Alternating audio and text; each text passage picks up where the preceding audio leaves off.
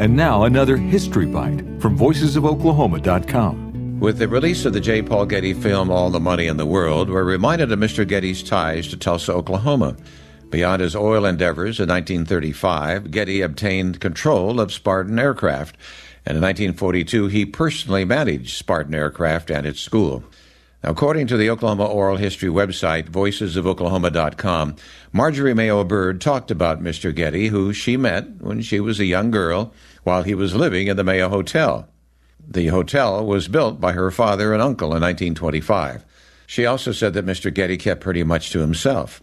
And there is a story floating out there that the ever-frugal Mr. Getty had a payphone outside his hotel room for his guests' use.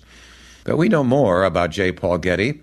He was active in the life of Tulsa, serving on several community boards, and he bought his suits at Vandever's department store. Bill Vandever, the son of one of the founders of Vandever's department store, shared this memory. J. Paul Getty, he owned Spartan Aircraft. And World War II, he got frightened and he built a bomb shelter out there, which he lived in. Out where? Out where? Out where Spartan is, out next to the airport. And he lived there? Yeah, beautiful house he built underground. He felt that the Germans were going to bomb Tulsa, and it's still there. Paul wouldn't pay over $75 for a suit. Now, Paul was one of the richest men in America, and so when Paul came in, it was my job to go over and pull the tags off the suits that he was looking at. And then, no matter what the price was, we would charge him $75. Paul Getty was doing a lot for Tulsa. He was supporting a lot of our community programs. So Getty would have been shopping there in... Getty would be shopping there in the 40s. In the 40s and 50s. Yeah. 40s and 50s. And so talk to me about his personality then when he... Although Paul was fairly young, he looked and acted like an old man.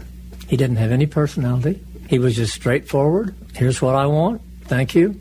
And he paid for it. Wasn't he a rather short man? Yeah. Mm-hmm. But the fact that he bought clothes from Vandever's in Tulsa when he could have gone to New York, I guess, does that mean he was a believer in supporting the local economy, or did he just... He was a believer in the local economy, and of course he was friends of the elders in my family. They served on boards together. I believe Paul served on the water board with my father.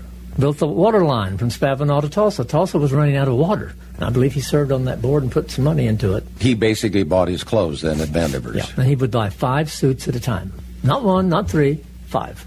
Would he come in once a year, or... Well, I lost track of him, but it seems like about once every year and a half or so.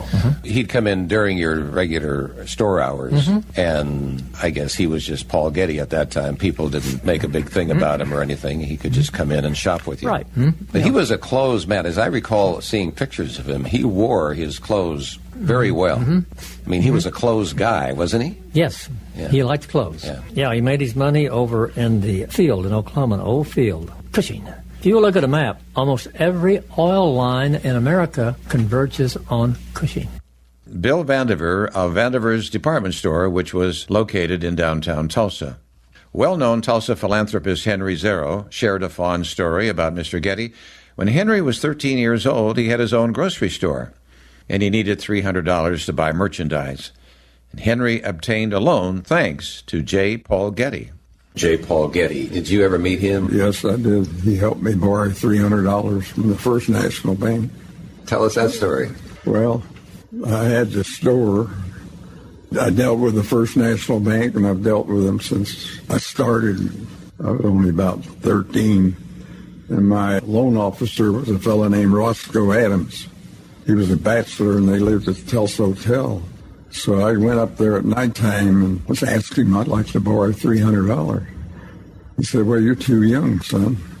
I said, yes, I know it, but I'll sure try. Hope I can pay. I owe some bills for groceries for my store. He said, I think you're just too young. J. Paul Getty was sitting next to him, and he heard me talking. He said, well, why don't you loan the boy some money and help him get started? So Roscoe Adams, go ahead and write checks. And J. Paul Getty, he owned Spartan Aircraft then, and he had a Minahoma insurance company, and he owned an oil company here, and they had a purchasing agent named Johnson. When I finally got in the steel business to sell pipe, why, they were one of my customers. Well, he found out about it and sent me a credit card for the Pierre Hotel in New York. they owned the hotel but didn't own the ground. I said, I don't have enough money to stay there one night. I was kidding the purchasing agent. Did you stay in touch with each other? He moved over to London, and all he did was just tell the fellow that was president of Skelly, just take care of Henry. Henry Zarrow with that sweet story from his oral history interview on voicesofoklahoma.com. Now, the three individuals we have just referenced, Marjorie Mayo Bird, Bill Vandever, and Henry Zarrow, are no longer with us, but you can hear their entire oral history on voicesofoklahoma.com. And so you've just heard another Voices of Oklahoma History Bite, where we preserve Oklahoma's legacy one voice at a time.